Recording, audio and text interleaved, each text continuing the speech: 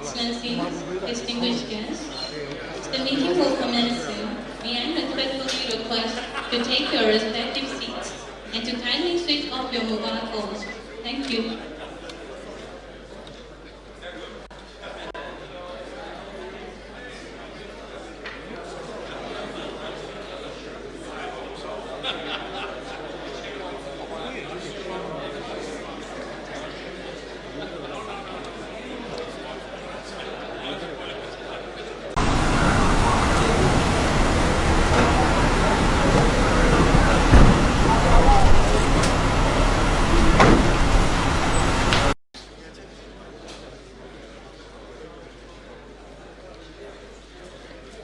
Union Minister for Foreign Affairs, Her Excellency Aung has arrived.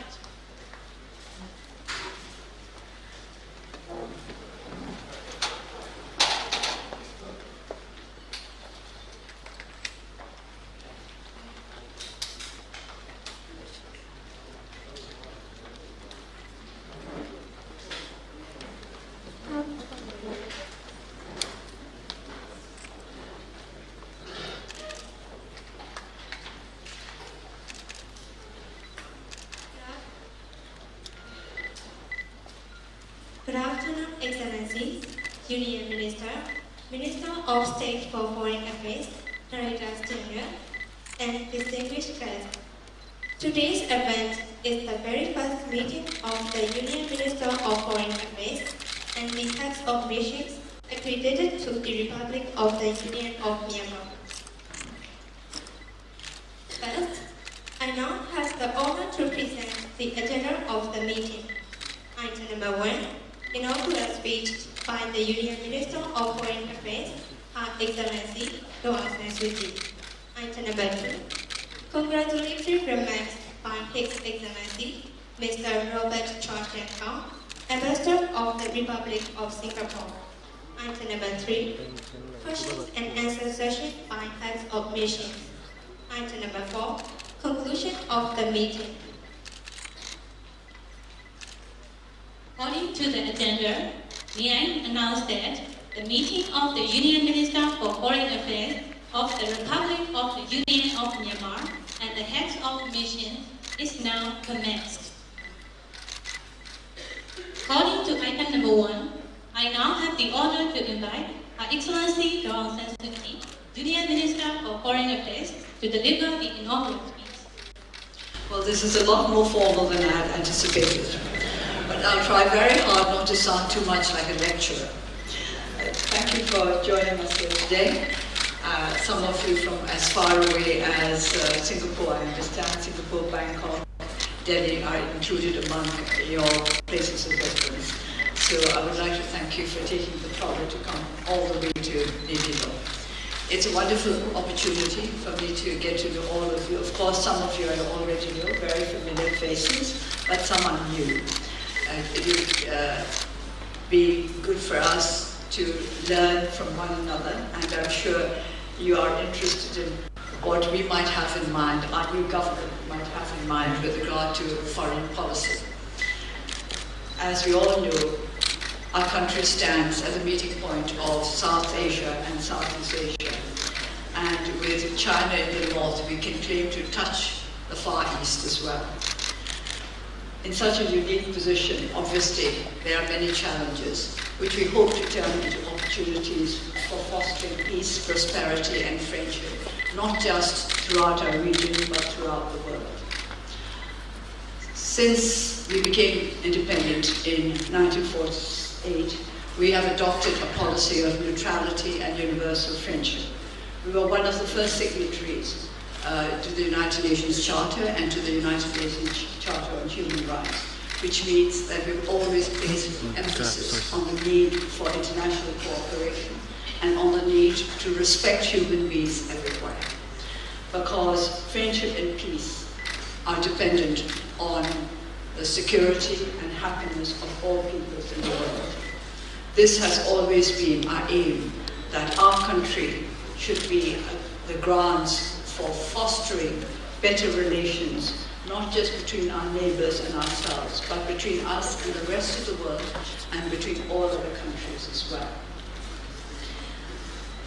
I am, I suppose, what might be known in some circles as, or I was, a foreign service brat, which is to say that I spent some years with my mother when she was ambassador to India.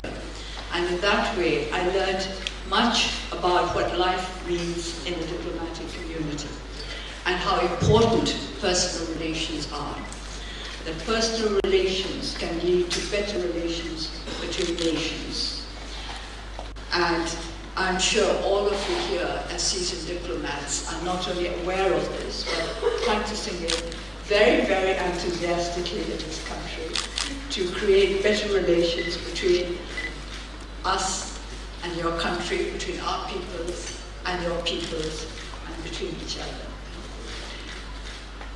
We are not a big or very powerful country, but we hope that we will be able to lead the world when it comes to approaching all the problems that beset our globe with sincerity, with goodwill towards all, and with a genuine desire to work hard to achieve the kind of situation of which all human beings dream, but which we very seldom manage to achieve.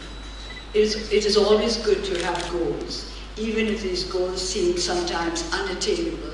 I think it is a basic necessity that we should aim high. We have a saying in Burmese which means effectively that if you aim very, very high, you may get to somewhere in the middle. So you have to try very hard to get somewhere, anywhere. I don't think you achieve anything for nothing.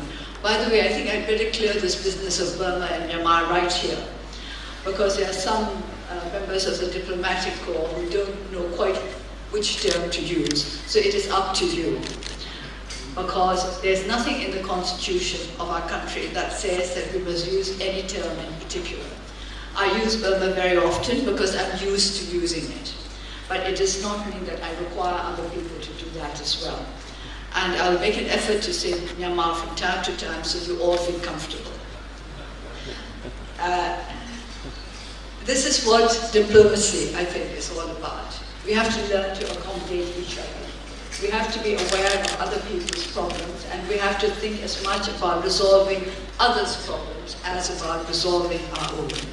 A foreign policy that is based only on getting our own way is not much of a policy.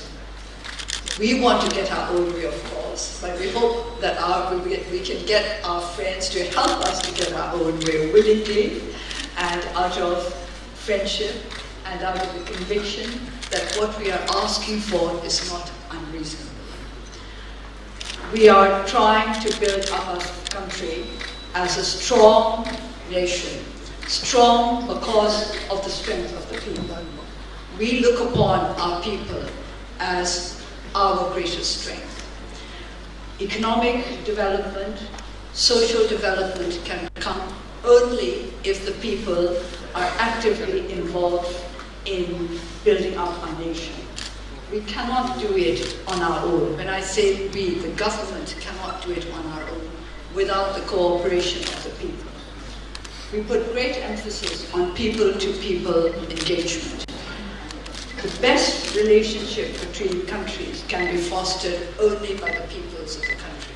But of course, diplomats have much to do to make sure that our peoples get to know one another in the right way and learn to appreciate the differences. This is what diplomacy is about. It's about making differences come together to become a harmonious whole. I don't want to say creating unity out of diversity, but creating harmony and interest out of diversity. We are starting out now on, I would like to say, a new approach. Not entirely new, because as I've said, we have always had a foreign policy to which we've adhered faithfully since the time of our independence. But of course, there have been nuances in the past. And we would like the present to be a time when we can be more open in our relationships with our neighbors and with friends from far corners of the earth, and to use, I'm not sure use is quite the right word, but to make it possible for our relationships with other countries to be an asset to our own country as well.